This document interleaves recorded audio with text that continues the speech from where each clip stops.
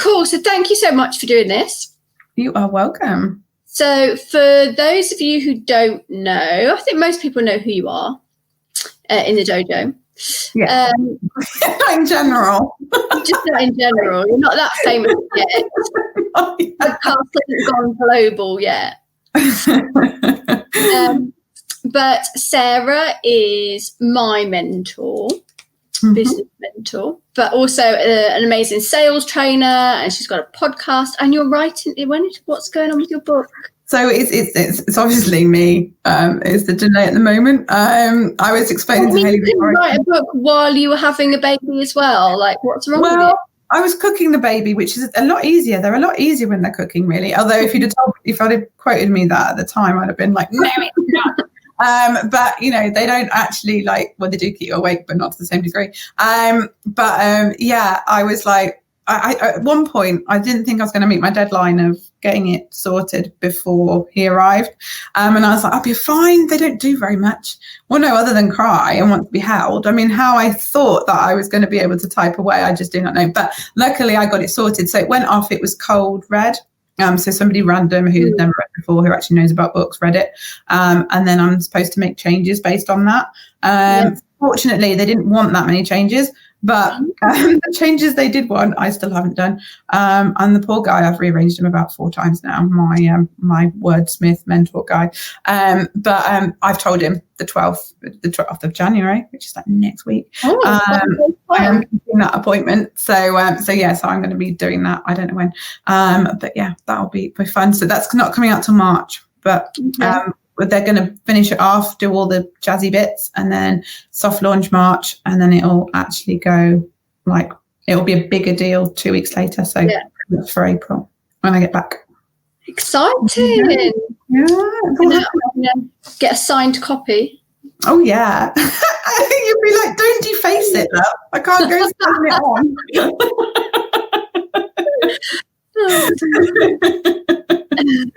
But yes, they will be Good. So you come to talk to us today, thankfully, about business planning.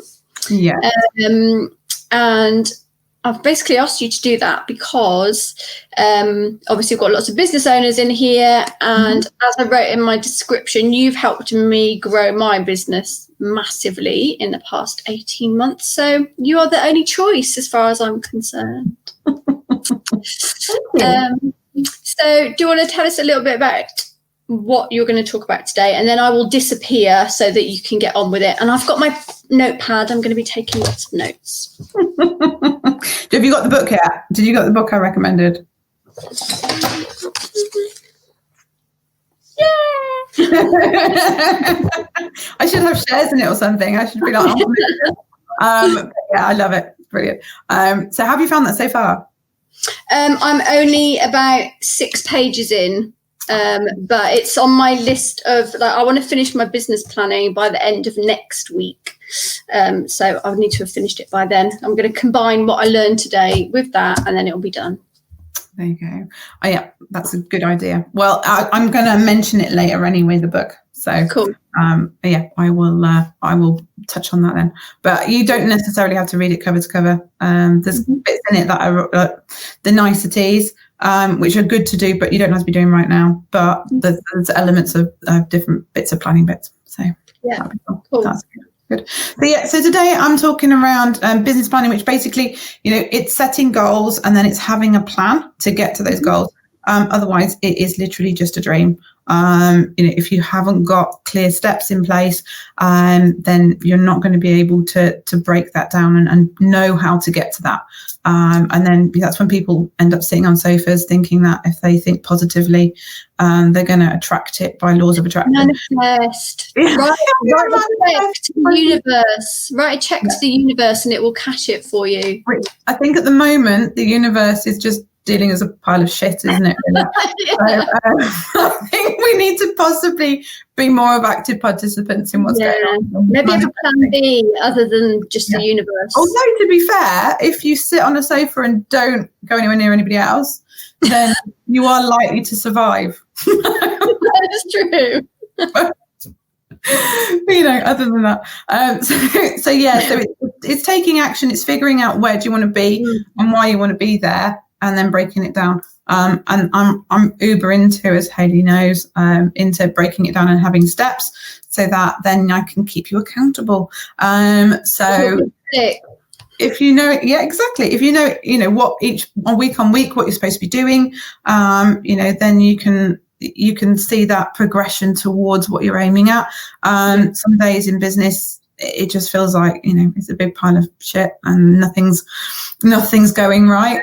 And then you're like, well, wait a minute, what am I doing here? What am I aiming at? And if you have got that aim in mind, you can see that actually it's worth all this trudging through crap that sometimes you have to do. A bit like when you work on your health, similar kind of process. It is, yeah. Actually, yeah, because today I went in the fridge and then I was like, oh, there's not a lot in there. So I went in the cupboard, found some mince pies. And then I was like, do you really want this mince pie? And Martin did actually let the staff, thanks Martin for telling everybody at work that it's into double figures, the amount of mince pies I consume over Christmas, well into double. He reckoned that over 100 mince pies I consume during the festive period, and bearing in mind I don't allow myself to start eating them until after my birthday. That's like, yeah, it's good going, isn't it? I bet you were really happy that you weren't my client over Christmas. I was. I'll be again soon. But I was so disappointed because I looked actually of how many calories it burns when you breastfeed, and it's not very much. Not many, sorry. It's like 2 mince pies. I was like, what is wrong with you? Oh dear. Yeah, you can't earn your mince pies by breastfeeding. Sorry. No. So you have to combine it with the treadmill and breastfeeding. I think you're onto something. But apparently not supposed to run with them, so just a quick walk. Yeah. Right. I'm going to disappear myself at the feed. Oh, there's lots of people watching. I don't know that. I can't see anything. Well, there's Zach, Jess, Stephanie and Annie all watching. There's 7 people watching, but can't see who else. So I'm going to let you get on with what you're going to say. I guess if people have got questions, just drop them in the comments, and then when you finish and I come back in, and then maybe we can go through them. Yeah. Okay. Yeah. That's okay. Because I can't see that either. Can I? No. Oh, wait a minute. No, I can flash the comments up on the screen. Oh, I can see it now because it's all right. I was on private chat. Oh, you got it. No, you were chatting me, but now I can see people. There we go. Happy days. Cool. Okay, I'm going to leave the stream and I will let you crack on. Thank you. Right then, guys, I have, wait a minute, I'll see if I can put my little notes up on my screen, because otherwise you're just going to get me looking at my phone, which is never a good thing. So there we go. Oh, look, and I was squinting. That's particularly attractive. So we have basically with planning, what it comes down to is having some goals, some targets, something that you're working towards that you can then keep yourself accountable to, measurable with. And as I go through, I will talk to you about how you can work with people, not necessarily having to pay people, but getting people to keep you accountable, because that really does make a difference. Feedback from when I work with people is that the accountability is a massive element of the whole thing, because it just helps you to keep on track. Otherwise, all best intentions, they can easily go to pot. So why are goals key? Without a clear direction, you kind of wander, aimlessly, and you can how do you know when you've got there? If you have no there set out, how do you know when you've got there? How do you know when you've gone off track if you don't know what you're aiming at? And so it's all about having something that, you've got clarity on. Where am I going? What am I trying to do here? And as I was saying to Hayley before, so on those bad days, you can think, actually, this is why I'm doing this. There is a bigger idea out there. But if you can't measure your progress, if you can't see how those little steps are adding up to the bigger picture, it can all get a bit painful. So to be fair, goal setting and looking at your ideal customer is one of the first things that I get people to do.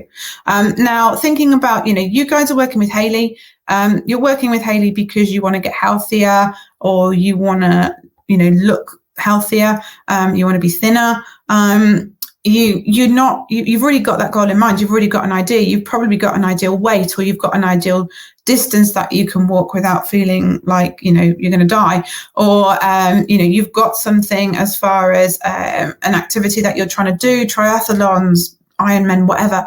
And so, you know, you have that goal there already. So it makes sense to have that in your business and also in your personal life outside of just your health, so that you can progress and you can have that focus. So for me, they are super important. I'm one of those sad people who, like, I do spend like part of New Year's Eve doing my little plans for the next year.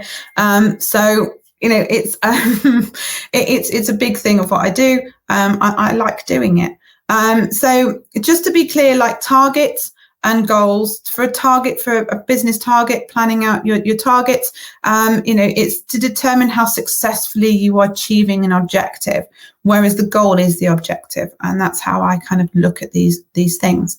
Okay, so what you need to be considering when you're setting out, what do I want to do? What is my plan for the next 12 months?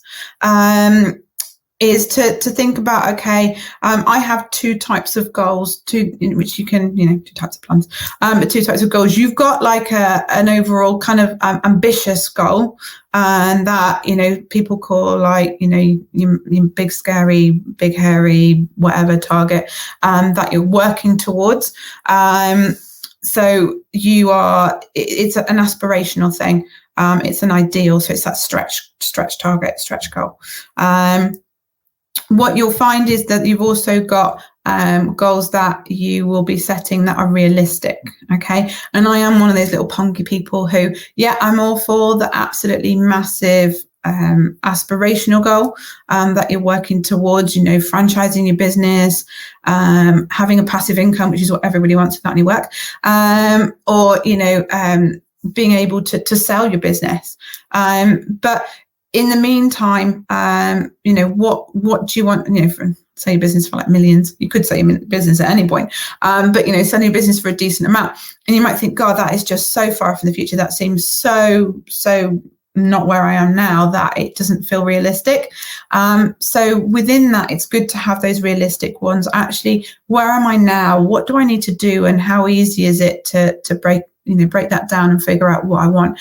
And one of the key things that you can do when breaking down and coming up with realistic things is to look at how many clients do I need, or how many products do I need to sell in order to get to that point. And the amount of people that I've worked with who have a massive, massive goal, and they've got this plan for their business that, you know, they're going to be able to turn over 2 million by the end of the year, and they're on like $2,000 now. And actually it would determine, you know, particularly with service-based businesses, if Hayley was to try and do that, she literally wouldn't be able to sleep, and then she still wouldn't have enough bandwidth to go on and generate that money doing the one-to-ones. And that's when you need to be looking at what else you need to do with your business. And that's what we'll come on to in a little bit. But, you know, I do like having goals that are realistic and you can have a plan towards. So have your aspirational one, but have one where you've got the plans broken down for. If your aspirational one can be broken down into steps, manageable steps that you can do in the next 12 months, then that's not a big enough goal. So, you know, it is fine to dream big. But you need to have the context of the step-by-step. And then when you've got there, if you get there early, which sometimes you can, and it's a really lovely feeling when you do, you can think, okay, well then what next? So I can start aiming towards my aspirational goal. What's the next milestone in that process? So you don't end up getting to a point where you kind of plateau because you kind of feel a bit lost. I work with lots of people who they have in their minds that they want a 6-figure business, and they get there and they're like, oh, this is a bit, you know, actually, this isn't what I thought it was going to be. And I've had lots of people then think, actually, what do I want from this?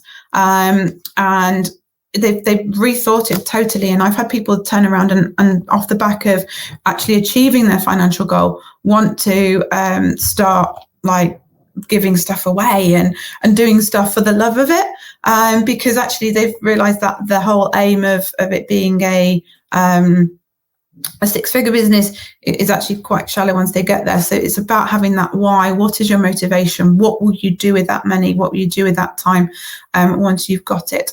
So having those goals in place, I will go on. So 5-year goal is one of the first things that I like people to think about when they're doing the planning, is where do you want your business to be in 5 years? This is the more aspirational one. And, lots can happen within that time. There's no point planning it out in too much detail. If you want to make it realistic and seem achievable, you can do it by year. So in year 1, I need to do this, so that in year 2, I can do that. In year 3, we're looking at this. In year 4, we're looking at that. And then year 5. We've been looking at offices, and we're currently renting an office, and it's quite small, and we're like, okay, we want to get into a bigger one, but it's like, well, okay, well, by the end of the year, how many members of staff are we going to have? If we have X number of staff, then we need to have this amount of space, which at the moment is crazy big, because obviously you need to have the social distancing side. But there's no point in renting somewhere for the next 3 years that you're going to grow out of based on your targets for your business in the next 18 months. So it's worth doing those numbers. And actually, I really enjoy doing those numbers. They're the sorts of numbers I like, is like, oh, this means this and that means that. And just figuring it out. It's all very positive and forward thinking. But have that 5-year aim in place, and then top level, have an idea about what you want to be doing each year. So that you've got something to go off. So if in year 1, 6 months into year 1, you achieve it, you can start, chipping away at what you need to do in year 2, and aiming towards that. And then you never know, by the end of 12 months, you might actually be in a position where you've knocked off, 2 years worth of ground that you need to be making. Then we've got the 12 months. Where do you want to be in 12 months' time? So this time next year, where do you want to be? And that was a really big one for us this time last year. We were in a position where we weren't oblivious to what was going on overseas, but it wasn't on our doorstep. These changes that we've had since were not on the horizon. Actually, including B3, baby number 3, was not on the horizon this time last year. And we were hoping, but the expectation wasn't there. And so it's a lot has changed, but actually we achieved our goals. We achieved the vast majority of our goals by the middle of the year. So by halfway, so 6 months in, we did really well last year. We were really fortunate not to be as affected with everything that's been going on. And we were able to knuckle down and get on with things. So having that 12 months meant that then we were looking at the next step. What were we wanting to do going forwards? And with clients, the same thing, as if they're, they're achieving well and they're doing stuff and they've ticked those boxes, when we move on. So I will move on too. You want those 12 months goals. You want to know what's going to be going on in that period of time. So bear with, I'm giving myself like an eye test with my notes, which is ridiculous. With the 12 months and with the 5 years, always have your why. I know people love this, why, what's your why? But what are you going to do with it? And it doesn't have to be all meaningful and, I'm going to put it towards world peace or give it away to orphans. It can just be that I'm going to spend it on this, this, and this. I'm going to get, if you can turn over X amount in your business, then I'm going to get somebody in to help me, and I'm going to get that person to be doing, these jobs that I can't get done, and help me to move the business forwards quicker.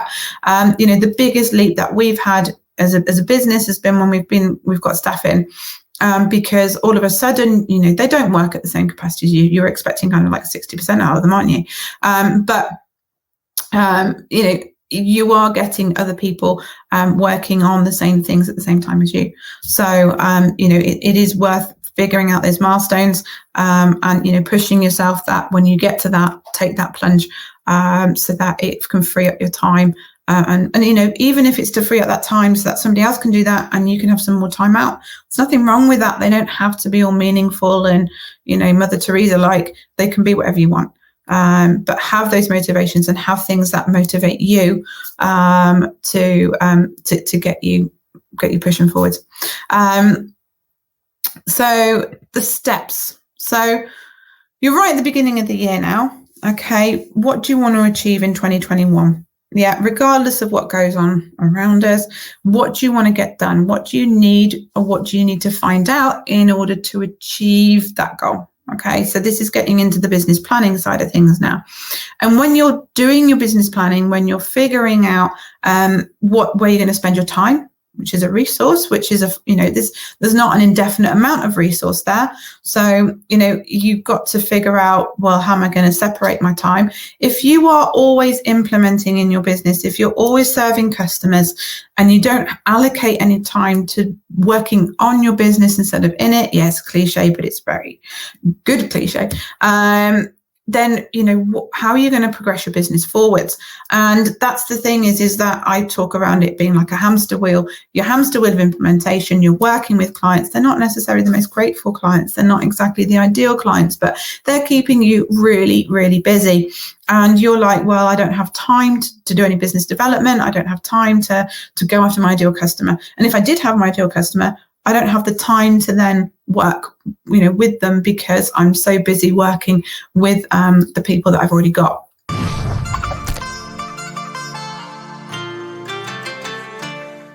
Cool. So I want to ask you a couple of questions. Mm-hmm. Obviously, trying to relate this back to health, right? Which you did in your presentation. So you tailored it for us and related it back to health. So I know that you have worked with people who don't do any business planning. I mean, probably not for long after they've met you, I guess. But no, it definitely affects people's health, right? Doesn't it? So if you're not planning for your business, and I guess like they're being super reactive, like stressed out, that kind of stuff, what kind of problems do you think it causes? Not necessarily just for your health, but not planning, like that obviously is going to have an effect on how you run your business and your health, right? I think the thing is the biggest impact, because I'm obviously all around growth, I'm all about sales. The biggest impact I see is that that you're not meeting your full potential. And I think that can be the most kind of like, like kicking the teeth. It really impact your self-esteem. Well, it can impact your self-esteem, but like it impacts your performance. You then feel disappointed in yourself because you know that you're not doing as well as you could do. And then there's also, you've got the fact of all other people, you've always got other people's opinions dropping in there. And it's like, not looking after yourself, or, I thought you'd be doing better, or, and you've got all those sort of external pressures that you just don't want. Yeah. Yeah. And I guess also they're very, being very reactive all the time because you haven't got that end goal in sight. And then I was really pleased to hear you talk about, when you're looking at your goals, are you looking at, do you have enough time to work on your business? Because one of the other things, I think, if you haven't got any planning and you haven't gone through that process, because of this sort of really unfortunate hustle and grind culture, you feel like, I should really be working on my business 20 hours a day. Otherwise, I don't care about my business and I don't want to get anywhere. Whereas if you're smart and do the planning, you realize that actually you don't need to do that. Yeah, that's the thing is like there's so many people who are busy being busy. And when you actually, I've made people track their time before. I made you? I don't think I have. Yeah. Have I? When they've been like, I'm so busy. And I'm like, are you? And then I'll be like, right, okay, what have you been doing? And it's like, right, and I'm quite nice. Like if you work in the solicitors, you're like tracking like literally every 5 minutes. Yeah. Whereas, I'm willing to do like half an hour. But what have you been doing in that time? And, like we've got staff now and we get people to use Everhour. Because to be fair, from a staffing point of view, you want to know if they're, if they're not doing stuff, if they're procrastinating, you're paying for them to procrastinate. And so, you want to know what's going on. And I think that is a really good way. If everyone's always saying, I'm really busy and I can't do this and I can't do that. And it's like, but actually they don't feel like they're getting further forwards. It's a good idea to actually just track your time and figure out what am I spending my time with. A lot of the time it's social media and it pinging in and you going off and having a look and then coming back. And then, that's a distraction. Yeah. And those interruptions, they reckon they can take about 20 minutes for you then to get back into it again. And so it can go on. And I think that's mind blocking. Yeah, I was going to say that's one of the things on the sheet. I know you love the sheet as much as I do. that's two of the things that are columns next to each other on purpose, which is how many hours have you worked today, and then give yourself a score of how productive you've been from 1 to 10. Because I know that if somebody's put, I've worked 12 hours, but I've given myself a score of 3, there's a stress management problem going on. Like, they're stressed. They you procrastinate when you're stressed, when you don't know what you're meant to be doing, when you're reacting, when you are, feeling a bit shit about yourself. And then that becomes worse, because then you get to the end of the day and realize that you haven't done anything, and then you're like, I'm a shit business owner. Then it affects your mental health and your business performance. And so it's so intrinsically linked, actually, being organized with your business and your health. And and then it works the other way as well, like you were saying. How are you healthy enough to do the things that you want to do in your business? Do you have the mental capacity, and are you looking after yourself in a way that allows you to grow your business the way that you want it to? So it's just so kind of interlinked. And I know that I bang on about it all the time, because it's my main message is to try and get people to understand the two things are so linked. That's what you should do with your main message. That's, no apologizing for that one. But I think it is very it's very easy to slip into that. And if you look at social media, people are sharing, oh, I've done this amount of time and that amount of time. And, and we've put in some hours, but could we do it sustainably? No. When we ran the challenge, it was absolutely insane. The hours we did for the challenge were crazy, but it took us weeks to get back on our feet after that. We were proper, it's not the exhausted after running a marathon kind of exhausted. It's just, you are just totally drained. And we could have done with a holiday after that, but that was straight into the academy and the implementation of it.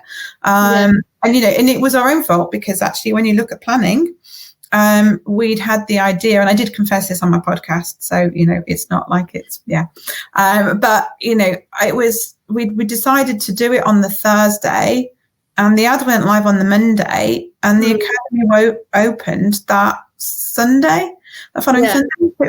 It was less than 10 days. It was crazy. And we were literally producing the next day's resources the day before. And it was not an enjoyable thing, and it really did leave you totally, I say, leached, when I don't feel like I've physically done anything, but it's mentally and sustainability, you just feel drained. And I think it's important to recognize, because I think a lot of people think, when I bang on about this, I'm saying, oh, you should really close your laptop off at 4 o'clock and have loads of me time and blah, blah, blah. I own a business as well. I know that that's not realistic. And obviously you have to do some things, like that challenge some time and work long hours. But as long as you're aware of it and you've got some kind of reciprocal activity planned to recover from that, exactly like you're saying there, the same as if you run a marathon, you plan some physical recovery in after. You should do the same for your brain, that's really taxing. So it's not about saying that we should all be having passive income and working a 4-hour week and all that shit. It's just saying yes, we have to work hard, but make sure that you also do the reciprocal amount of I was going to say self-care. I fucking hate that. But it's, time out. I'm much that. And that's the thing, I think, because we were very much we'd have gone on holiday, but obviously by the sheer nature of what was going on at the time, you couldn't go on holiday anyway. And by the nature of what we'd run, it meant that we were straight into, producing, the implementation.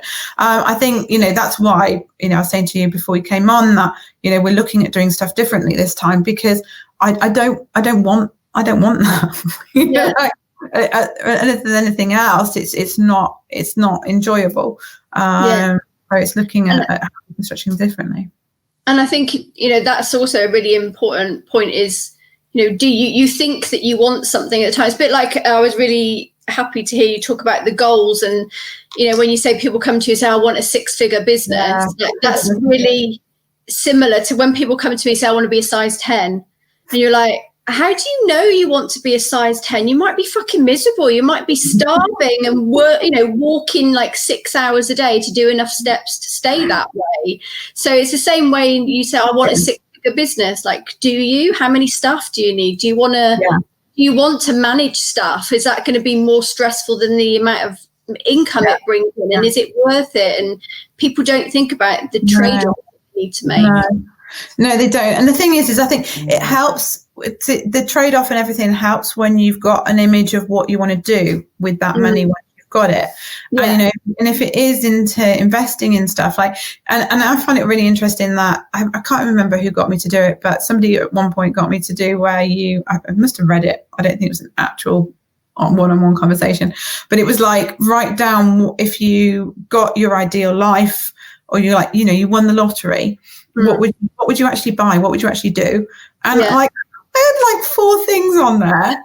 I was a bit like, don't know. Like, I think that did you get me to do something like that when we were talking about, when like one of my first goals when I came to you was I wanted to have enough money to have my own flat, like near the sea. That's one of my goals. And you got me to say, okay, well, if it was like, how much like rent or mortgage would you pay? And then like, how much would you be spending on personal training? How much would you be spending on clothes or like whatever? And I think we went through that exercise, didn't we? And I sort of totaled it up and I thought, well, that's not as much as I thought I needed, so actually why, do you really want all of the excess that you thought you wanted on top of that? And is it just going to become an extra source of stress? And that's the thing I think is you've always got this, and I think a 6-figure business is a status thing as well. It's I own a 6-figure business. I've done a 6-figure launch. I've done this. I've done that. And so there is that feeling, but it's like, well, what does that mean? Like if you're making 6 figures, but all but $1,000 of that is going back into expenses. Yeah. Then actually, it's not that much of a brag. Like if you've got a 6-figure business, but you need like 12 staff to help you run it, and you're paying them all a salary, it's like, well, what's left? And also, like, I know I keep coming back to this because what I'm a control freak I am. Like, I just the sheer thought of having like even 3 or 4 staff who'd all be off going doing different things that I wouldn't know about. I'm like, that's not worth the stress of the extra income.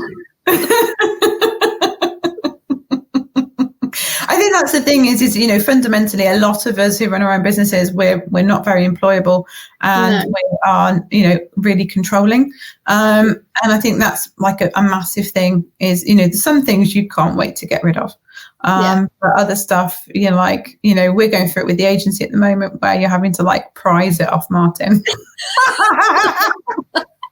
He's like on there like he's come off Titanic, and you're like, no, you've got to delete a column on my spreadsheet. He's probably thinking.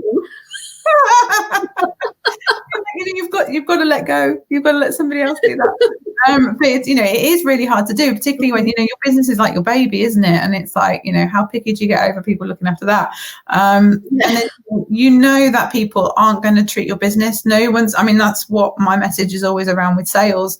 Is people regularly want to outsource sales because they're like, I'm no good at it. I've met 2 people in the entire time I've been teaching, training sales, around sales, excluding peers when I was working in like medical sales, because there would be a few more then. But I've met 2 people who shouldn't be selling, 2 people who I've said, actually, you are better off getting somebody else to sell for you for your business. And that was just because their communication skills were that bad. And there's a lot of stuff that, the fundamentals of communication, awareness of people, awareness of what to say, what not to say. Like I do not have enough time to be teaching somebody social etiquette and social cues, as well as sales stuff. And I think if you're getting to that point, then you probably do need somebody else to do it. But two people the entire time. And everybody else, you need to keep it. You need to be good at sales, because salespeople will tell you, the not so great ones will tell you what you want to hear. And you'll employ somebody who tells you what you want to hear. And then they're the first person that somebody will meet when they come towards your then they come face to face with your organization. no one will do a better job of selling your business than you. Apart from especially like in a service-based thing, you know, like I take clients on because I desperately want to help 99% of the people I come into contact with. So, you know, I want to show them that I can help them. Like, you can't do that if you're not the person who's going to be delivering the service. No. And equally, you know, we've had conversations about people and you've been like, I'm not sure about that person. And what, that salesperson who's working on commission is just going to be like, take them. Even though you know, you're the person having to work closely with them. And I think that's the thing, is it's the start of a relationship. And if it is service based, you want that relationship. It's a reciprocal relationship. You are going to come across potential customers. Yes, they have money in hand, but they have money in hand because no one else wants to take them on. And that's another thing that's going to impact your health. You know, if you've got, and I've only done it, I think probably once since we've been working together, worked with someone who I knew I shouldn't really have worked with, because I'm a bit of a fixer, and I'm like, oh yeah, but maybe there's a reason they're like that. I'll help them anyway. And for that 12 weeks, the amount of stress and, you know, that I felt, and the kind of, it was really stressful and affected my health. So I think also knowing that, you know, with sales and stuff like that, really trying to work on your communication skills and trying to pick up how you think the other person's going to be, because otherwise that is going to be a painful X amount of time that you work with. That's going to, you know, and that's how I frame it now. When I have a chat with someone and I'm not sure about them, I'll be, well, do I want to potentially risk my own health, which sounds really fucking dramatic, but actually it did impact me in that way, because, you know, do I want to risk my health for this person? Because not only does it stress you out, but it also made me feel shit about myself, that there was someone that I couldn't help. So, and it's just not worth it. No, it really isn't. I think that's when, because people say, oh, you know, knowing when they've made it and stuff. And I think that actually one of the biggest indicators that you've got a business that actually is stable, and, you know, you've got reasonable consistency, you've got a trust in your business that it will, you know, you're able to continue to bring in leads and convert them, is when you look at a customer and you think, you know what, you're not worth working with. And I think when you're able to do that, when you're able to prioritize something but the revenue, you've kind of made it. You've made it as far as, like, you know, but like, you're able to prioritize something different. You're not like thinking, well, I need to take on this absolute pain in the ass because I need to keep a roof over my head. You know, and actually then you're like, oh, well, you know, and there's always bits you're always going to want, you know, like you're always going to want, you can, you know, people apparently always spend to their means. And so, you know, it'll be a more expensive holiday, it'll be a more expensive car, it'll be a more expensive house, it'll be more expensive clothes. But it's actually you being able to say, actually, I'll forego that slightly more expensive item for just not having to deal with you. And the thing is it goes for products as well as services. You know, you can sell stuff to people that, and then you think, you know, they're pains in the ass, they complain, you know, that's the person who everything goes wrong for. You know, you can do without it. But when you're in a position where you think, you know what, I can do without it, that's a really healthy place to be in with your business. Yeah, absolutely. Awesome. Thank you so much. You are welcome. Could you, I know you're not officially back at work yet, so that's an extra special thank you for coming to do this for us, because you're actually on maternity leave. I was supposed to be. I was supposed to be back doing Selling Without Sleeves, like part-time, so I was supposed to be like 2 days a week. And then I was like, no, I'm all right. It was really bad. I was like, wow, what's wrong with me? Martin was like, whoa. But yeah, I was like, to be fair, then, you know, this whole lockdown thing happened. So the idea was my parents would have Isaac for B3 for a few hours on like a Tuesday. But I was like, you know what? He's not ready. I'm not ready. I'm not doing this again. I am certainly not doing this again. Again, because we got you looking exactly how you wanted to, and then you ruined all my handiwork by getting pregnant. It was really annoying. but I was always like, I want 3. And it's a nice feeling to think that, you're not going to go up and down like a puffer fish again. So there's no more expanding going on apart from a new business. I mean, to be fair, it was a fun reason, but you know what I mean. But yeah, no, I think that's quite nice. But cool. Yeah, I'm not back until it will be. Well, actually, to be fair, I was talking to one of the guys the other day because he's been working on my podcast, and I was like, well, it's not really until sort of March time we need to worry. And he's like, so in like 8 weeks time then? And I was like, wow. So basically, when everyone else is crawling out from under their, so their lockdown duvet, duvet stroke from under their rocks.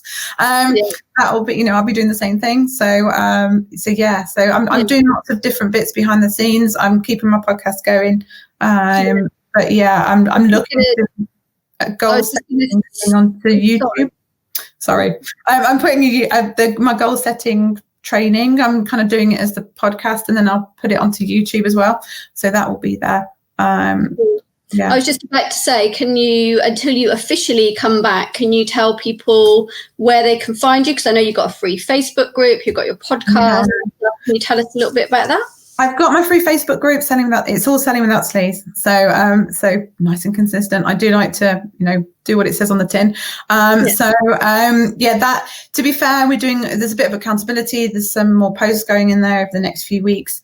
And, there's been sort of me sort of checking in and finding out how people have been going on. But that's a good place to start. Then, there's my podcast, Selling Without Sleaze. I'll put the link to this in the comments after. Yeah, that one's, so that comes out weekly. There's lots of chatter, although Percy got in on this week's one, snoring, and this is the dog, by the way, people, not the child. Yeah, the dog. No, the children are well trained. They were in bed. But to be fair, Percy was in bed, but he was in bed in the lounge. And that was a problem because it was too cold in the office. So I was like, I'll do that there. And he starts with all his little noises, and then I told him off and he made a big sigh, and I was like, right, thanks for that. And apparently Jacob then kept it in. So the guy who edited it for me kept it in. Okay. But so that was that comes out weekly. Thank you, Jofo. And then my YouTube channel, bits go up on that now and again. I am going to be more consistent with that when I come back. But again, it's it's Sarah Jolley-Jarvis, my channel. But it's got Selling Without Sleaze in it too. But bits and bobs go up on that. So you can get the podcast via Spotify. So I'll give Hayley the links afterwards. Yeah, I'll put them. Well, you're in the group. You can put them in there. But I'll put them on YouTube. So they've got. Wait a minute. I actually can put them in. Can I put them in these comments? No, it's weird. Look, at the bottom it says can't post comments to Facebook groups, and so apparently if you're streaming somewhere else you can put comments direct into the box, but you have to otherwise I have to do it in this. So I'll stick it in. But it's all there. That's kind of where you'll find me at the moment. I am looking potentially at doing a challenge when I come back. It's a bit of a coming back challenge. Slightly different outcome, I think, as far as the academy is concerned. But that's the kind of first opportunity to work with me. And then I'm looking at, you've heard it here first, actually, a year-long. So it's a year-long sign up with me. So you get a whole year. That's the kind of format that I'm looking at doing. Coming back. So, and obviously the book. So not much then. No, not really. No. But there's not just me now, so that's kind of I'm true. Quite lucky now, so cool, awesome. Thank you so much. Thank you. And we will say goodbye and speak to you soon. Thank you, love. Bye.